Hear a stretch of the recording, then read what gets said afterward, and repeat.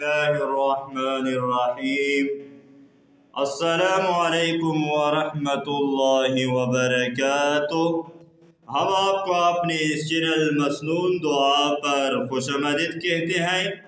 آج ہمیں انشاءاللہ دنیا کے تمام پریشانیوں سے نجات حاصل کرنے کے لیے وظیفہ پڑھنا سیکھیں گے۔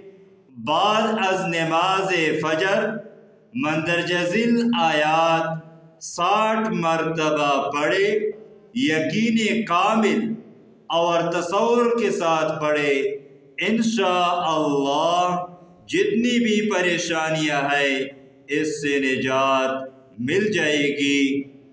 وہ آیات کریمہ یہ ہے: وَكَفَى بِاللَّهِ وَلِيًّا وَكَفَى بِاللَّهِ وَلِيًّا وَكَفَى بِاللَّهِ نَصِيرًا وَكَفَى بِاللَّهِ نَصِيرًا وَكَفَى بِاللَّهِ حَسِيبًا وَكَفَى بِاللَّهِ حَسِيبًا وَكَفَى بِاللَّهِ عَلِيمًا وَكَفَى بِاللَّهِ عَلِيمًا وَكَفَى بِاللَّهِ وَكِيلًا وَكَفَى بِاللَّهِ وَكِيلًا وَكَفَى